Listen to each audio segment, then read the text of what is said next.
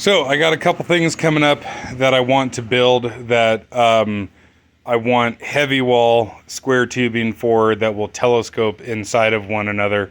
And I would like to make them the exact dimensions, or, you know, I would like to make them the dimensions that I want. I'm not going for like stupid tolerance or whatever, but I would like a particular size. I haven't actually even talked to the local steel yard yet of what sizes I can and cannot get, and can I get like, heavy wall tube with the seam already removed, or do I make a tool to rip out the seam in some square Hebrew?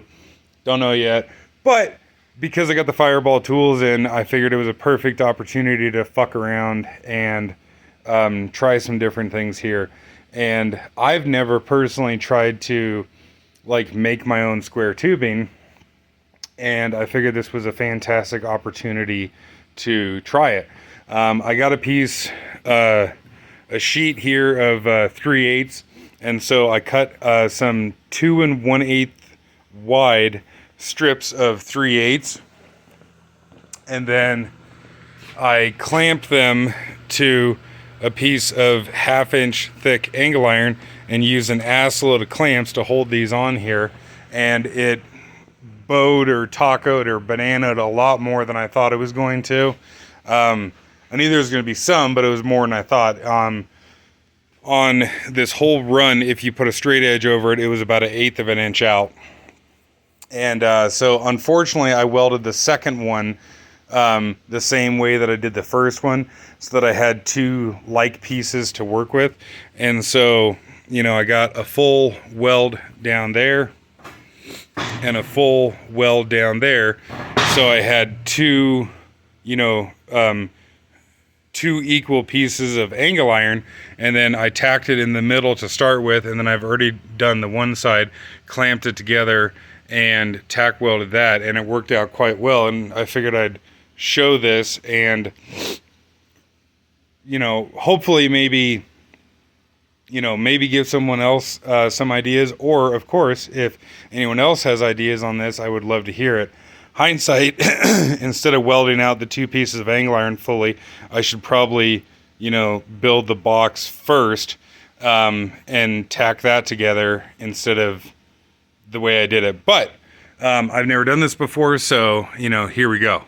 But what I got going on here is one of the Fireball 123 blocks, and then an 1/8 inch spacer on the bottom, and that has allowed me to get, at least for my purposes anyways, a perfect fit up. Like I said, I'm not going for stupid tolerances or whatever. What I'm wanting to do with this is just have a piece of heavy wall receiver tube. In the future I'll probably go thicker, but for now I had 3/8 and smoke them if you got them. And so what I did was put the 123 block with the 1/8 inch shim in here, which is what I want, and clamped it appropriately to where the edges actually line up pretty well. I got the large set of Fireball clamps here on a piece of 1x2 solid and clamped it together. And then obviously I don't want this to get stuck in here, and it's extremely tight in there at the moment. But if I weld just one corner, I should be able to then loosen the clamp and get the shim set out. So that's what we're going to do and see how it goes. And so, yeah, what kind of like spurred me to try this is, like I said, now having these clamps and shit. These are like this larger set with the solid bar is the most rigid set of clamps that I've personally used. Like the strongest set that I've personally used. And I didn't put anything on the end of the hex. I was just cranking on it by hand. But yeah, we'll see how this goes.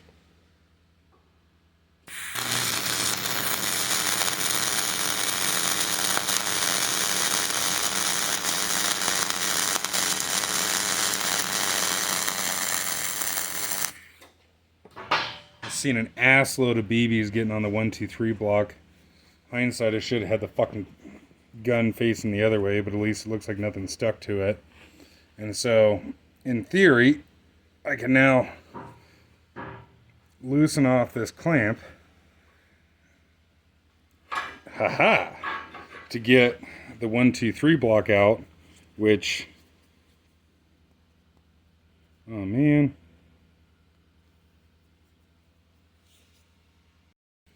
I've got a chisel that I blunted the end off, and it worked great to scrape that off, and I don't feel anything on the block now, so that's cool. But so now we have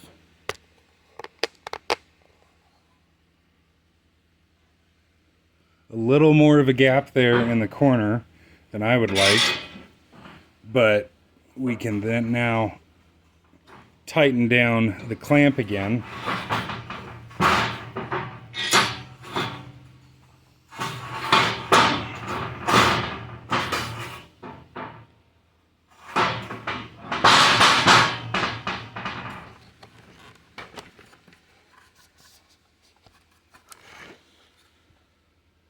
And again, for my purposes and what I'm going to be doing with it, that should be just fine.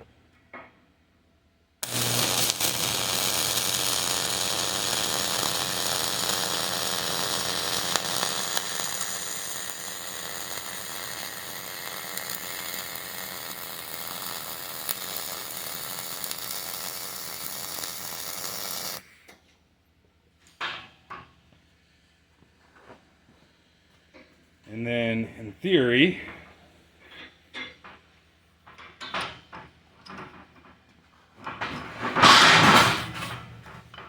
I can then loosen that off.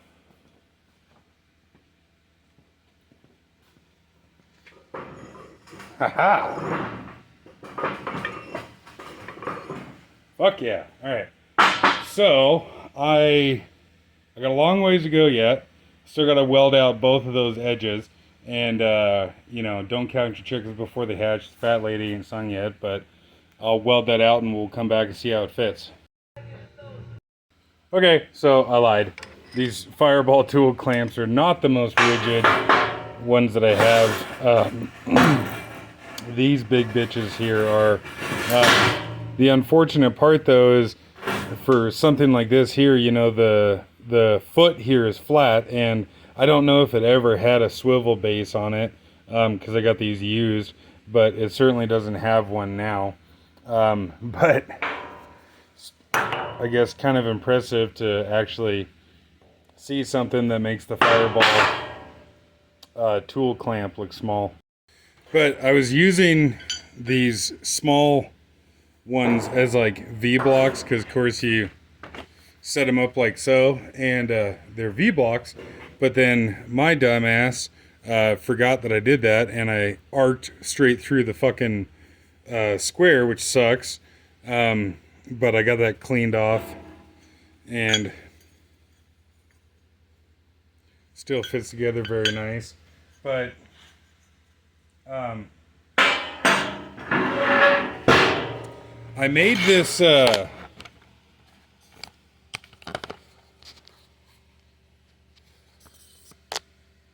grounding bug, or whatever you want to call it, just some random pieces that I had laying around. This is approximately 2-inch round stock. I don't remember where I got this, and then like an old U-bolt and what have you. I think these are the tail ends off an old U-bolt or whatever. And I just welded a bolt on the end of it, and then you can tighten down one of the quick connect couplers on there, which I think makes a lot of sense. I got this idea here from what the pipeliners use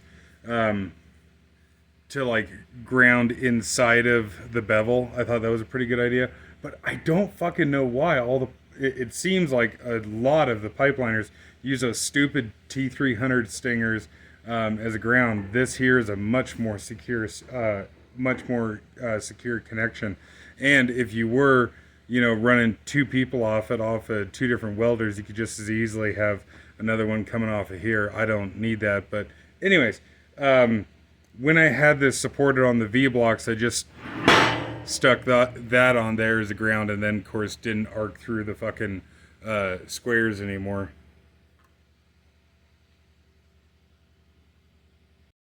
So I just knocked off the high spots. Holy shit. Just knocked off the high spots with a grinder. That is not fucking bad. Like, yes, I know this thing is rocking on here, but considering I haven't done this before,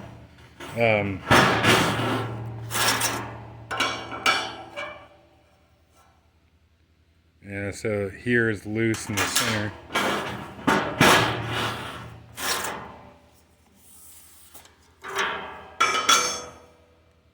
Loose in the center.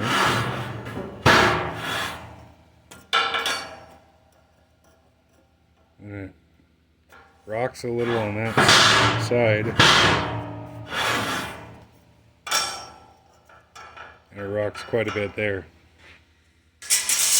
So, yeah, that is a long damn way from perfect. But that's okay, because I don't need perfect. And I'm not expecting perfect the first time I do something like this.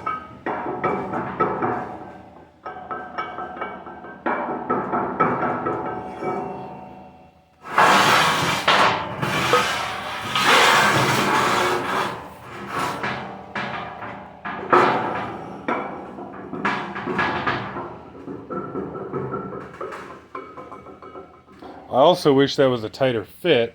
However, that is not too shabby, and that'll fit my purpose. And so, what do we got going here?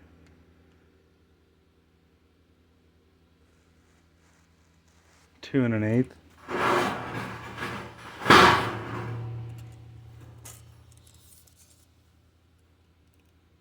Two and an eighth.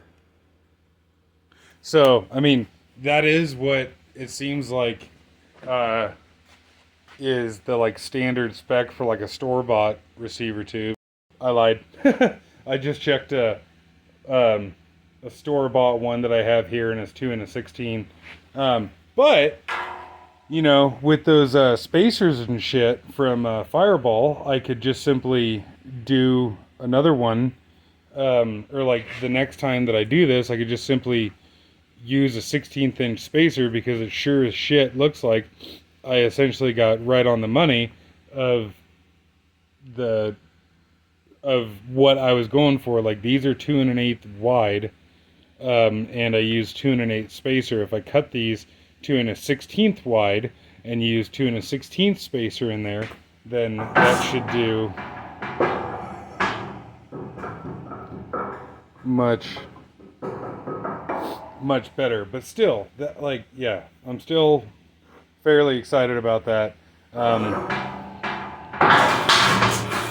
if I just hold this thing up and look at it, it is most certainly not totally square. But again, it's good enough for my application.